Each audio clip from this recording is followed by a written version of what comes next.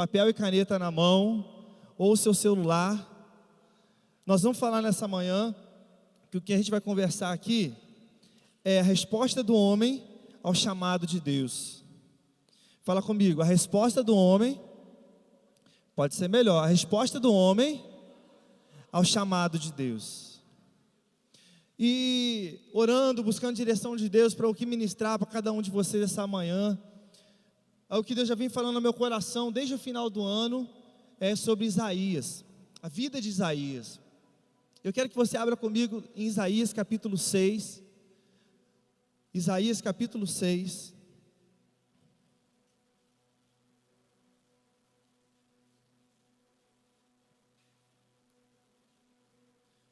nós já cantamos muito essa passagem, e nós vamos ler o versículo 8, e depois eu quero orar com você.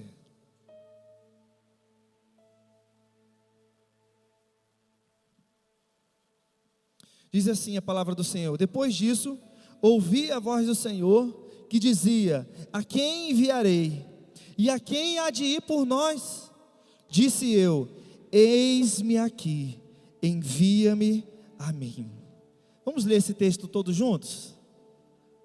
Pode ler na sua versão mesmo. 1, 2, 3. Depois disso, ouvi a voz do Senhor. Bora, povo, forte. Quem tomou café da manhã aqui? Levanta a mão. Então por causa disso. Mas faz um esforço aí. 1, 2, 3. Depois disso, ouvi a voz do Senhor, que dizia: a quem enviarei? E a quem há de ir por nós? Disse eu: eis-me aqui, envia-me a mim. Feche os seus olhos, eu quero orar com você. Pai, nessa manhã nós entramos em oração na Tua presença. Te agradecemos, ó Deus, porque a Tua presença é real nesse lugar. A Tua presença, ó Deus, ela é palpável neste lugar, Deus. E nós podemos perceber a Tua presença aqui. E o Senhor já começa a trabalhar nas nossas vidas, Senhor. E nós te pedimos, abre a nossa mente e o nosso coração, pois nós queremos aprender mais de Ti, ó Deus.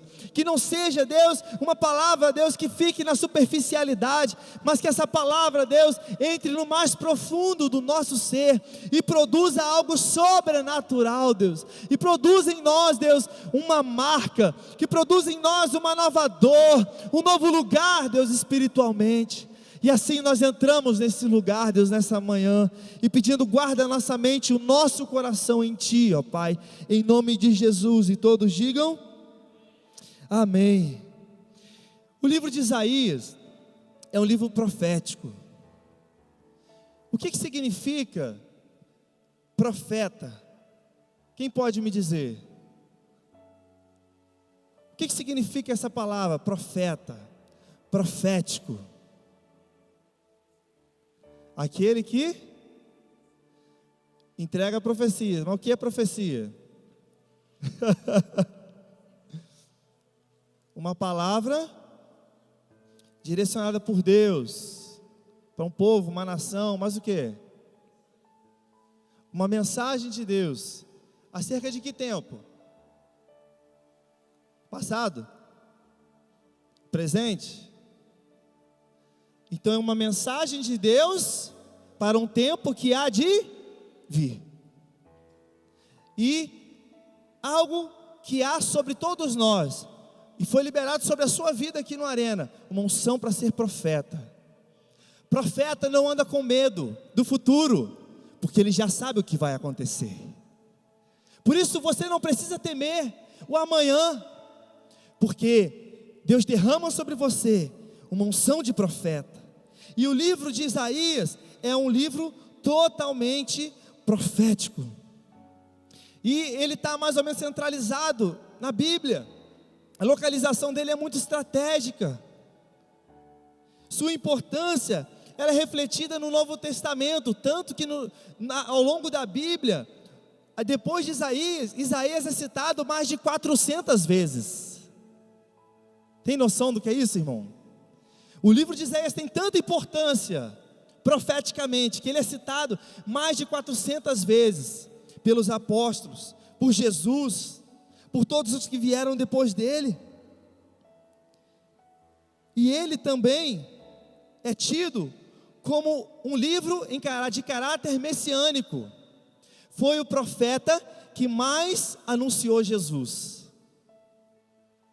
Foi o profeta que mais falou a respeito do Messias. Quantos querem essa unção profética sobre a sua vida, para discernir tempos e épocas? Ele colaborou de forma substancial para os autores do Novo Testamento. Por causa disso, Isaías é tido, sabe que tipo de livro? O quinto evangelho. Nós temos quantos evangelhos? 4. Mas o livro de Isaías é tido como o quinto evangelho, de tanto que ele fala a respeito de Jesus. E não sei se você sabe, mas Isaías viveu num tempo de mais ou menos 700 anos antes de Cristo. Isso é poderoso demais. Isso é muito poderoso. E a minha pergunta para você, a pergunta de Deus para você nessa manhã é: até onde você está disposto a ir? Até onde, Rafael, você está disposto a ir?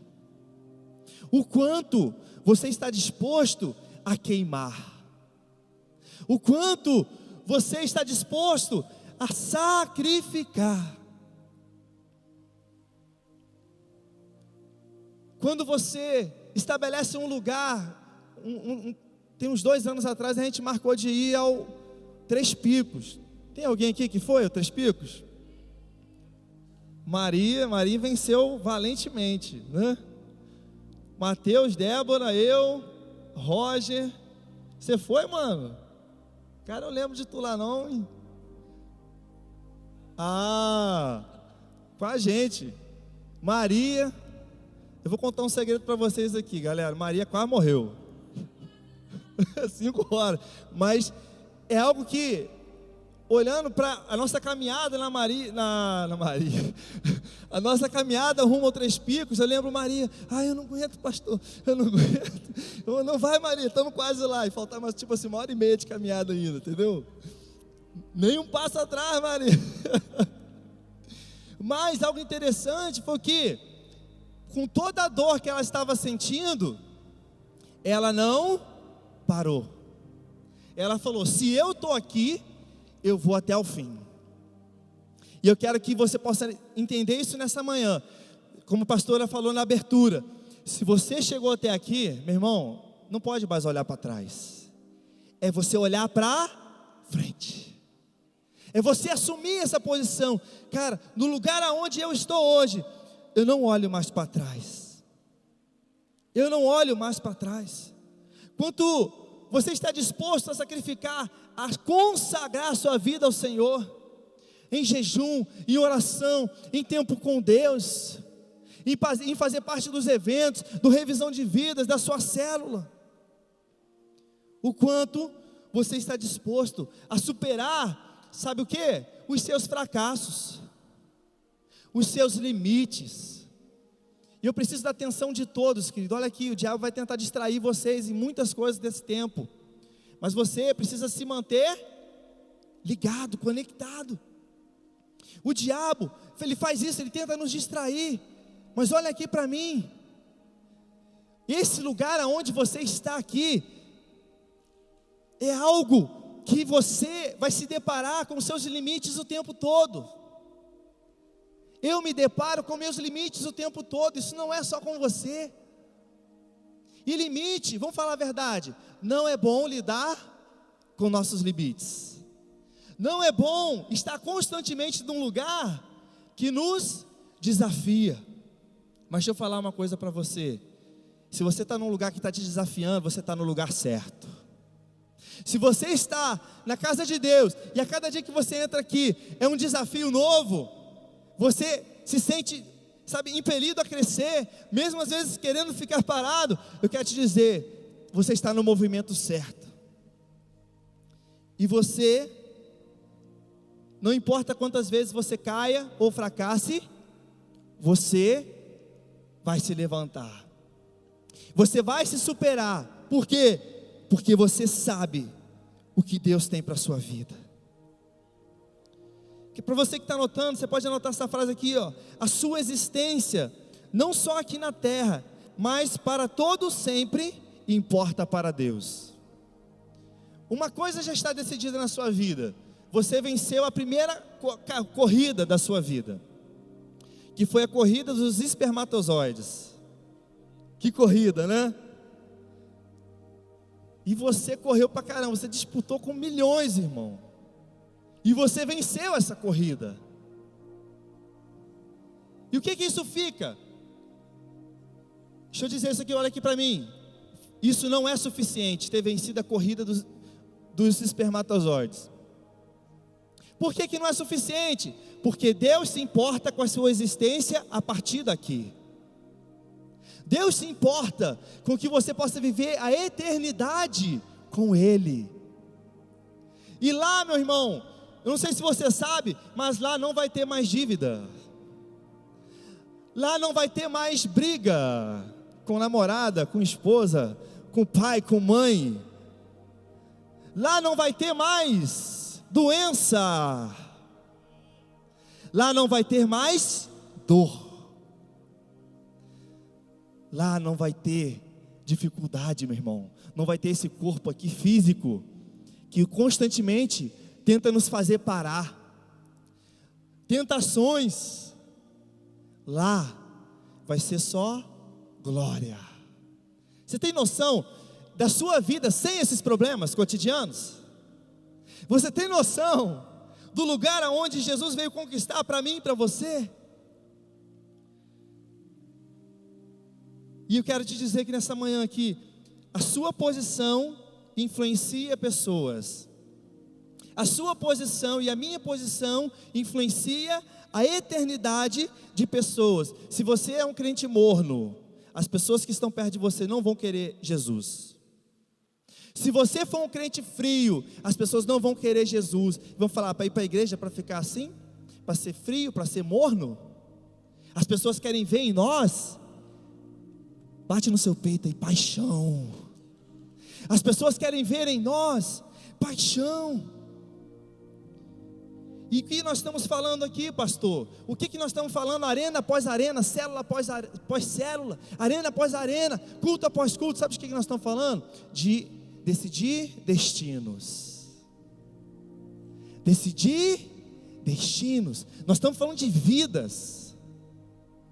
Muitas pessoas saem dessa nossa terra, sabe por quê? Porque elas querem uma igreja que vão ministrar palavras para a alma dela. Ah não, eu não estou muito confortável aqui. Sabe por quê? Essa nossa terra nos desafia a pregar a palavra. Nos desafia a viver um evangelho verdadeiro, que nos tira constantemente da zona de conforto. E eu não sei, sabe, se tem ardido vidas no seu coração. E cara, se não tem ardido vidas no seu coração, está tudo errado. Se não tem ardido paixão por salvar vidas, se você não olha para uma pessoa na rua, eu não sei você, mas eu ando pela rua e fico olhando as pessoas, eu fico desesperado, eu falo, Senhor, salva essas pessoas.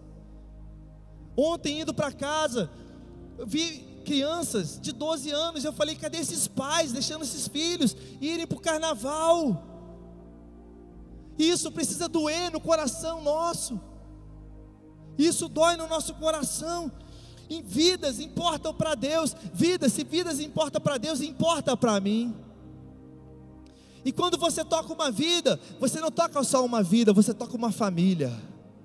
E quando você toca uma família, você toca o seu bairro, a sua rua. E quando você toca a sua rua, você toca a sua cidade. Eu tenho conversado com diversas pessoas, empresários, e eu sempre falo do Arena. E eu falo, você já ouviu sobre o Arena Jovem? Pô, já ouvi falar. Cara, que legal o trabalho de vocês. Por que isso? Porque o trabalho que nós estamos fazendo aqui é sério demais. Quantos pais de vocês vêm falar com a gente, pastor, muito obrigado pela vida de vocês, que meu filho está totalmente diferente. Nossa, eu nem sei onde meu filho estaria, eu nem sabia o que fazer, eu estava perdido sem saber o que fazer com meu filho. E aí o Arena entrou na vida dele, e hoje ele está totalmente mudado. Fala assim comigo: paixão. O nosso ajuntamento, para que nós estamos aqui no Arena, aqui nessa conferência? Fala assim comigo: é paixão por vidas, queimar por vidas. Mas a pergunta é: o que move uma pessoa a andar nessa direção? O que faz uma pessoa, um homem, se mover para isso? Tirar um tempo que era para descanso, para visitar, para amar, para mandar uma mensagem para alguém e falar: cara, você é muito importante para mim, eu amo a sua vida, não desista. O que faz uma pessoa, às vezes, sacrificar aniversários, sacrificar tempo, às vezes até com a família, por causa desse chamado, de pessoas que às vezes a gente nem sabe se vão permanecer conosco. O que pode mover você a fazer isso? O que move você, o que pode mover você a pregar o Evangelho, a ter sede de: não, eu quero discípulos, eu quero discípulos. E você ora e fala: Deus, dá-me vidas, dá-me vidas, dá-me vidas, dá-me vidas. O que pode mover um homem? Isaías 6, versículo 5, vamos voltar um pouquinho. Olha o que diz. Vai projetar para a gente? Vai conseguir? Eu vou ler na minha versão aqui na NVI. Isaías disse assim: então gritei: ai de mim, estou perdido. A palavra, quando a gente lê, a gente não tem essa noção, mas Isaías está dizendo: então eu gritei. Por que Isaías gritou? O que aconteceu para que acontecesse isso com Isaías? Quantos lembram? Ele viu o quê? Ele viu o quê? Ele viu o quê? Ele viu o quê? Ele viu o quê? Ele viu o quê? Quando nós vemos a glória de Deus, acontece isso aqui, ó. Ai de mim. Você lembra quando você veio para a Arena, quando você veio para a igreja e Deus tocou a sua vida? O que você ficou? Você ficou desesperado. Você falou: o que é isso? Sabe, o que aconteceu com Isaías, aconteceu com a gente. Ai de mim, eu estou perdido. E aí você reconhece a pobreza que você é. Você reconhece a pequenez, a sua pequenez. Você reconhece os caminhos que você vem andando. E ele disse: pois sou um homem de lábios impuros. Quantas coisas de errado eu tenho feito, e vivo no meio de um povo de lábios impuros. Os meus olhos viram o Rei, o Senhor dos exércitos. E eu quero falar com você sobre os frutos de uma pessoa que encontra a glória de Deus. Fala comigo: frutos, resultados de uma pessoa que encontra com a glória de Deus. A primeira coisa é uma total compreensão da grandeza de Deus. Uma total compreensão da grandeza de Deus. E depois de compreender a grandeza de Deus, vem o reconhecimento da nossa pequenez. Como nós nos sentimos pequenos, impotentes, diante da tamanha presença, diante de tamanha glória presenciada. Nos leva, sabe o que nos leva a dobrar o nosso joelho nos cultos, sabe, na sua casa, fazer esse movimento que nós fazemos durante o final do louvor? É isso, é reconhecer: Deus, nós somos menores, nós somos pequenos, e nós ansiamos pela tua glória, nós reconhecemos a tua grandeza. E Isaías, ao ter esse encontro, ele gritou: ai de mim, estou perdido, pois sou um homem de lábios impuros, e vivo no meio de um povo de lábios impuros. Tamanho desespero. Eu não sei você, mas a presença de Deus me desespera. A presença de Deus traz um senso de urgência. A presença de Deus, o toque de Deus, faz você ser um desesperado. Você já ficou muito tempo sem comer? um tempo longo. E aí, quando você sente aquele cheiro de comida, você chega em casa e a sua mãe está fazendo aquela comida, e você sente aquele aroma, o que você faz? Você vai para o quarto pelo WhatsApp? Você vai para o Facebook? Você vai tomar banho? Não, meu irmão. Você faz o quê? Você monta aquele pratão que você deixa aquele monte de comida sobrando. Por quê? Porque a gente come com o olho, com o sentimento. Estou morrendo de fome. Hoje eu comeria 2 cachorro-quentes. Comeria 2 hambúrgueres hoje. Por quê? Porque a medida do que a gente come é a medida da nossa fome.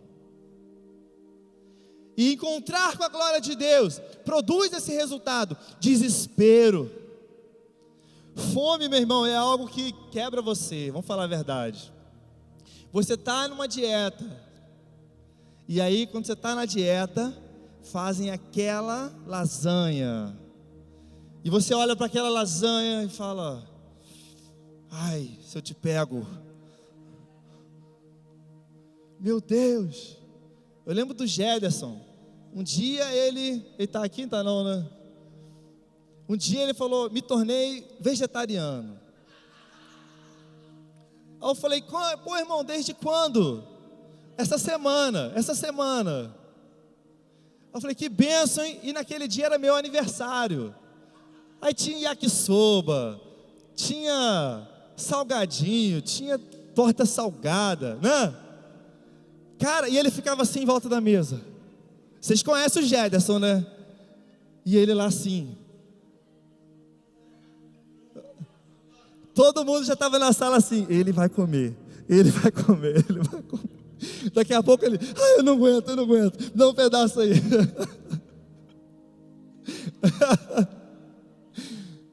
Por quê? Desespero. E eu te pergunto: há desespero no seu coração por mais de Deus? Se o WhatsApp tem vencido, se seu sono tem vencido, você pode chegar em casa morrendo de fome e morrendo de sono, você não vai dormir enquanto você não comer. E o que aconteceu com Isaías? Esse encontro que ele teve com Deus produziu nele, fala comigo, desespero. Fala para o seu irmão, fala: você precisa ter desespero por Deus. A sua fome de Deus precisa ser maior do que o seu tempo na rede social. E aí nós resolvemos todos os nossos problemas. E nós estamos percebendo que o grande problema é a falta de desespero. Desespero. Meu Deus, o tempo está correndo. O que aconteceu com Isaías? Eu não sei se você já teve a oportunidade, Mateus, de encontrar com alguém muito poderoso, muito rico. Alguém que você olha e fala assim: meu Deus, esse cara tem muito dinheiro, esse cara manda e desmanda. Já aconteceu isso com você? Como você se sente diante da pessoa dessa? Como você se sente? Pequenininho, já sou. Ele falou: já sou, né? A gente se sente como? Cara, quando a gente senta na mesa com uma pessoa dessa, a gente sente: o que eu estou fazendo aqui? Eu sou um nada perto dessa pessoa. Não é assim que a gente se sente? Foi assim que aconteceu com Isaías, quando ele encontrou a glória de Deus. Mas fala comigo, fala assim: não para aqui. Mais forte, fala: não para aqui. Veio o sentimento de vergonha, cara, de culpa. Veio o sentimento de pequenez. Mais.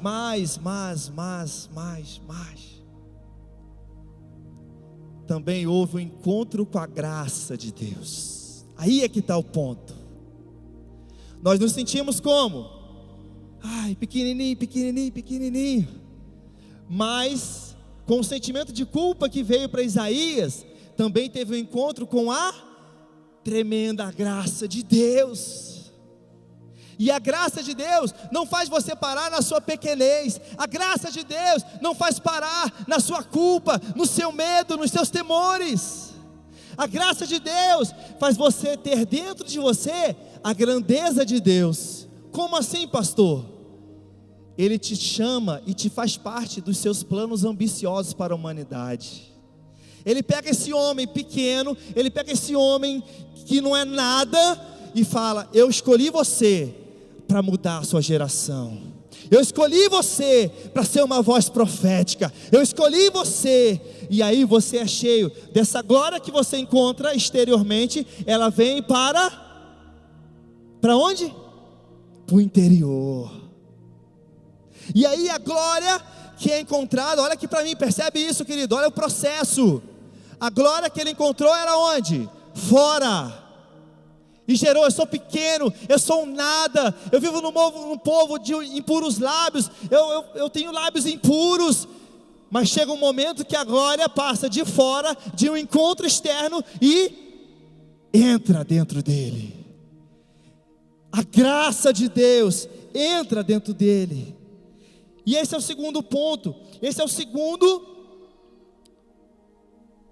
fruto de um encontro com a glória de Deus. O sentimento de vergonha, pequenez e culpa encontram a graça de Deus que renova o coração e tira essas coisas do coração. O pecado é perdoado, o que separava agora aproxima, agora liga. Em terceiro lugar, há um chamado. Fala assim comigo: um chamado. Versículo 8, coloca lá para a gente.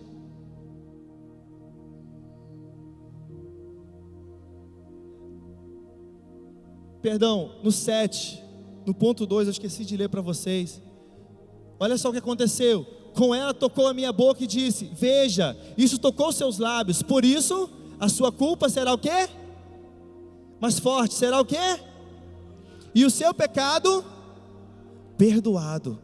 Ou seja, aquilo que era externo veio para dentro. Coloca a mão nos seus lábios e fala assim: brasas do altar tocam meus lábios. Versículo 8. Então ouvi a voz do Senhor conclamando. O que foi? Que a voz do Senhor conclamou? Quem irá? Todo aquele movimento celestial, todo aquele acontecimento, há uma resposta. Olha aqui para mim. O que tem acontecido com os movimentos espirituais que você tem presenciado? O que as ministrações que você tem recebido, a presença de Deus que você tem recebido, tem produzido de perguntas de você, dentro de você? Depois de que a graça, a glória veio para dentro, o Senhor pergunta: a quem enviarei? É importante notar que Deus não chega para ele e fala assim: posso contar com você? Ele fala isso? Poxa, você pode fazer isso para mim? Foi assim que Deus fez? Não. Deus fez uma pergunta genérica. Isaías, você está aqui, você presenciou tudo isso, e há uma pergunta, diante disso tudo, há uma pergunta do céu: a quem enviarei? Com quem posso contar? E o interessante é que Isaías não ficou: é verdade, Senhor, a quem? Quem o Senhor vai enviar? Isaías não faz essa pergunta para Deus. E muitas das vezes Deus fala com você, você recebe uma palavra profética sobre a sua vida, que você vai abrir sua célula, que você vai ser um líder, vai ser um influenciador de pessoas. E essa é a pergunta: a quem enviarei? E você está lá: é mesmo, quem que Deus vai enviar? Mas, olha a resposta. Pronta a resposta. E eu respondi. O que ele respondeu? Envia-me a mim. A grande questão é que Deus está perguntando nessa manhã: a quem enviarei? E qual a sua resposta? Olha para mim aqui rapidinho. Toda experiência com Deus, Toda experiência traz consigo um chamado. Toda experiência traz uma necessidade do céu. Um desafio de Deus para você. Cuidado, experiências que não produzem perguntas de Deus para nós, relacionado ao discipulado, relacionado à igreja, relacionado à unidade do corpo de Cristo, é vazia. Todo movimento espiritual que você participa, que não produz isso em você, que não produz essas perguntas, e você, essa resposta sua, são vazias. E aí entra em quarto lugar uma resposta. Uma resposta, fala assim comigo, uma resposta. E eu quero que você possa pensar, o que levou Isaías a fazer essa resposta? Vamos lá, me ajuda aqui. O que levou Isaías a dizer, eis-me aqui, Senhor, envia-me a mim? Ter visto a glória de Deus, mas o que? Paixão, mas o que? Atitude, desespero, mas o que? Vamos lá, desse lado aqui só foi um, hein? Senso de urgência, muito bom. Ele aceitou o chamado dele. Mas sabe o que fez? Tudo que cada um falou aqui tem total ligação. Mas o que fez dizer sim foi desespero, cara. Ele ficou desesperado. Ele ficou indignado. Ele falou, eu preciso fazer alguma coisa. O coração dele, querido, bateu junto com o coração de Deus. O coração dele bateu tão forte como o coração de Deus. O interessante é que essa resposta de Isaías mostra que ele, sabe, vê, presencia tudo aquilo e fala, eu posso fazer alguma coisa, eis-me aqui, Senhor. E com relação à tua igreja, com relação à sua vida, deixa eu te falar uma coisa, o nosso chamado é intransferível. O que Deus chamou você para fazer, meu irmão, é para você fazer. Você não pode falar, Senhor, eis-me aqui, envia ele ali. Entende? O chamado de Deus na nossa vida, o que é para eu fazer, é para eu fazer. O que é para você fazer, é para você fazer. Deus não me colocou na sua família, Deus colocou você. Deus me colocou na minha família. Quantos estão entendendo? Digam amém. Então, o chamado de Deus, a quem enviarei, isso é algo que é intransferível, é algo pessoal. Fazer a sua célula dar certo, meu irmão. Ah não, minha célula está meio devagar. Ah, não sei, o pessoal está meio assim. Sabe por quê? Porque você não assumiu o seu lugar. Há uma necessidade naquele lugar e você não olhou para o céu e falou, Senhor, eis-me aqui, eu vou fazer alguma coisa, eu vou orar, eu vou jejuar, eu vou me colocar na posição. Líder, estou junto contigo. O que a gente pode fazer para melhorar as coisas? Vamos fazer nossa célula mais dinâmica, vamos planejar algo para a semana que vem, sabe, vamos fazer um movimento. Isso é o que? Isso é desespero. Nós precisamos fazer alguma coisa. Mas muitos de nós olhamos a situação, como Deus apresentou ali para Isaías, a situação crítica de Israel, e aquilo levou ele a fazer alguma coisa. E eu te pergunto, as situações críticas que Deus tem permitido você ver, você tem sido aquele que está falando, está desanimado mesmo, a célula do jeito que está indo vai fechar. Meu irmão, você ainda não percebeu que é com você, meu irmão. A sua família, a salvação de Deus na sua casa é com você. Se levante para orar, unge as portas, unge as janelas, unge o quarto dos seus pais, faça alguma coisa, porque eu tenho certeza que vai haver uma resposta do céu. Salvar os perdidos é com você, não é com seu irmão não. Sabe, salvar a sua casa é com você, não é com seu irmão. E aí eu te falo, sabe, vai ter situações que vai tentar puxar você para trás, mas você cheio da unção de Deus, com a experiência que você tem, você vai olhar, não volto para trás, de onde Deus me tirou e aonde Ele me colocou, eu não volto mais para esse lugar, eu não volto para aquele lugar de miséria, eu não volto para aquele lugar de opressão, eu não volto para o Egito, porque o meu Deus mudou a minha história, e eu vou para frente, e eu vou para frente, e eu vou para frente, e eu vou para frente. Nenhum passo atrás. Se a minha célula fechou, o que eu vou fazer? Eu vou abrir outra. Se pessoas desistiram, eu vou ganhar outras para Jesus. Sabe, você não pode olhar para situações difíceis e falar, não é para mim mesmo não. Não, meu irmão, Deus está te treinando. Você está sendo aperfeiçoado, Deus está trabalhando na sua vida. Se você teve perdas, elas vão ser valiosas para a sua caminhada. Vamos lá para a gente fechar, Hebreus 11, 32 ao 40, rapidinho.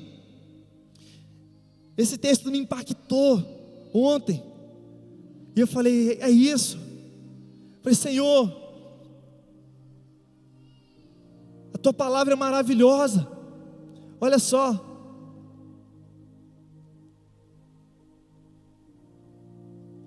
Hebreus 11 fala sobre o quê? É o capítulo da Bíblia que fala sobre o quê? Sobre o quê? Sobre o quê? Fala assim comigo, fé. E ele fala sobre fé, e ele vai destrinchando, ele vai falando sobre heróis da fé. Deus é tão misericordioso, que Ele não esqueceu de Sansão, olha só. Cara, nosso Deus é tremendo, meu irmão. Seus erros não apagam quem você é diante de Deus. Você pode aplaudir o Senhor por isso? Cara, quando eu olhei para ali, eu falei, cara, Deus não esqueceu de Sansão, meu irmão. Ficou cego, mas no final ele falou, eu vou fazer alguma coisa.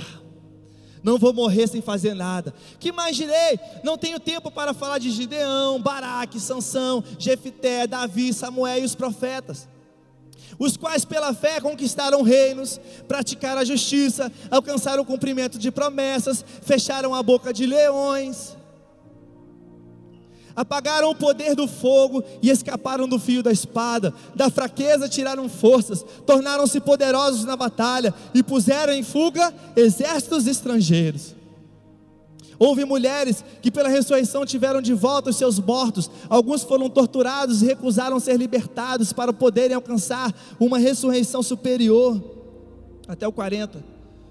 Outros inventaram zombaria. Você sofre zombaria? É uma coisa que acontece muito em nosso tempo. Vai lá o crente, zombaria e açoites. Outros ainda foram acorrentados e colocados em prisão, apedrejados, cerrados ao meio, postos à prova, mortos ao fio da espada, andaram errantes, vestidos de pele de ovelhas, de cabras, necessitados, afligidos e maltratados. Está falando sobre os profetas, sobre os apóstolos, está falando sobre todos aqueles que vieram antes deles. Olha só, meu irmão, o mundo te odeia? Hein? O mundo aprova que você vem para a casa de Deus? O que o mundo fala? Você é um bobão, você é um trouxa. Ih, vai sexo só depois do casamento? Está dando dinheiro para o pastor. Eu já te falei isso. Eu antes de ser crente já falava isso também. O mundo não aprova a sua vinda para a casa de Deus. Mas por quê? Olha só, meu irmão, o mundo não é digno de você. Eles nunca vão te aplaudir. Eles nunca vão te aplaudir, meu irmão. O mundo não era digno daqueles que vagaram pelos desertos e montes, pelas cavernas e grutas. Todos estes receberam um bom testemunho por meio da fé. Te dou uma boa notícia: eles foram tão rejeitados como você hoje. Isso é algo que não muda. O tempo passa, mas isso não muda. No entanto, nenhum deles recebeu o que havia sido prometido. Deus havia planejado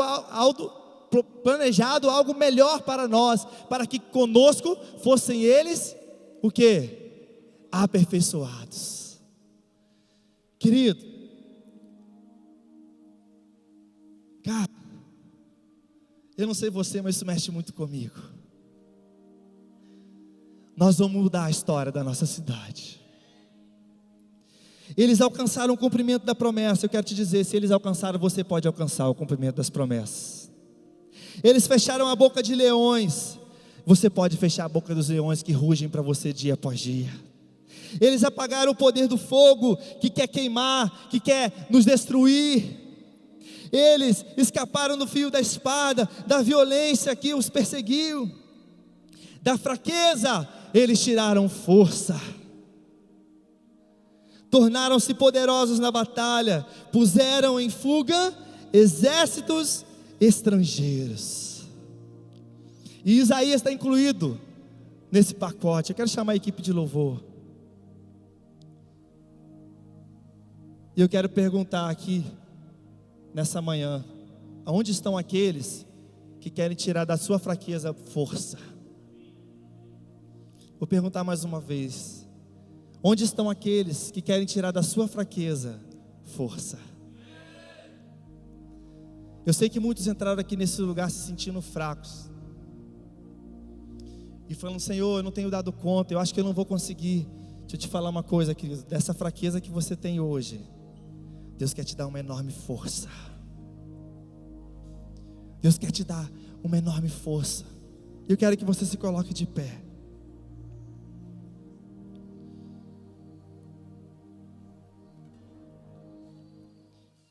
Isaías pregou durante 40 anos. E o mais interessante, feche os seus olhos nesse momento.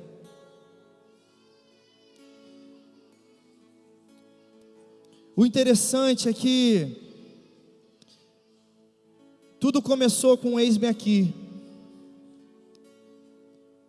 Mas estudos dizem que o ministério de Isaías continuou durante 40 e possivelmente até 60 anos depois daquele eis-me aqui.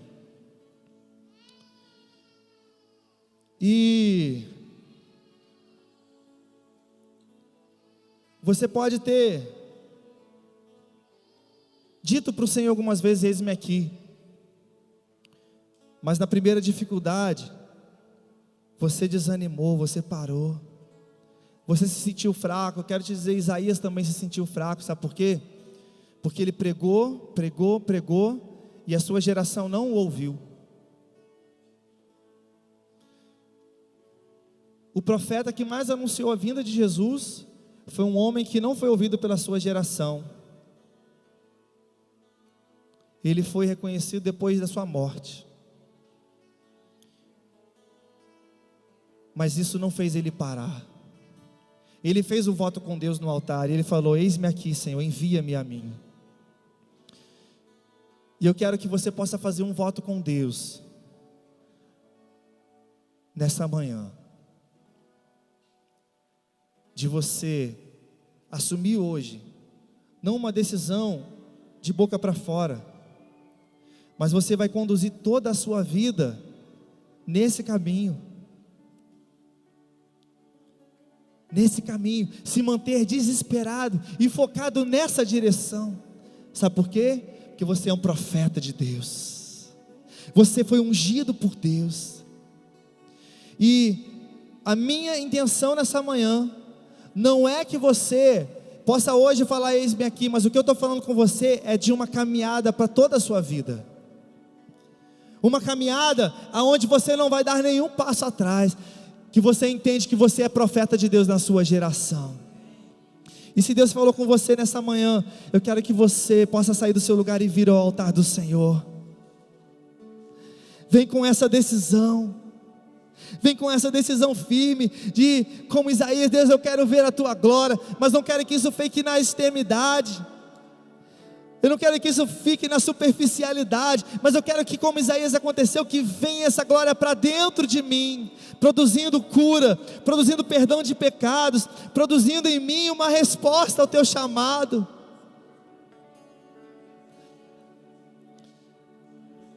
Não transfira o que Deus te chamou para ser. Coloque a mão no seu coração. Pai, gera desespero, Deus. Como Ana que orou, Pai, dizendo, ó Deus, que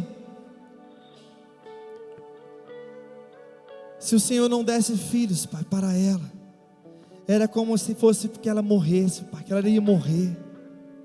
A oração dela foi: dá-me filhos, se não morro.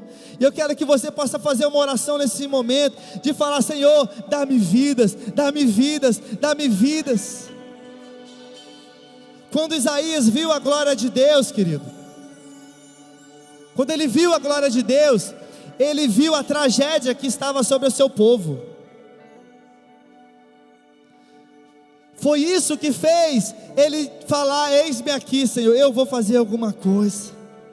E eu quero que você, com esse mesmo sentimento, possa falar: Deus, dá-me filhos, se não morro. Dá-me discípulos, Senhor, se não morro. Dá-me uma célula frutífera, Senhor, se não morro, Pai, senão eu não consigo prosseguir. Eu quero que você olhe por isso, fale: Deus, me dá vidas. E eu quero que você possa imaginar essas vidas chegando. Visualiza essas pessoas em depressão, visualiza essas pessoas chegando, sabe, se cortando e chegando aqui sendo curadas por Deus. Visualiza rejeitados da sociedade sendo amados por você, com aliança sobre a sua vida. Isso, querido, ora, fala: Deus, dá-me filhos, dá-me filhos, dá-me filhos, Senhor, dá-me discípulos, ó Deus. Santo, santo, santo o seu nome. E nós te engrandecemos, Pai, e nós te exaltamos, Pai, em nome de Jesus, em nome de Jesus. Você que recebeu de Deus nesse momento, dê um aplauso bem forte ao teu Deus. Aleluia.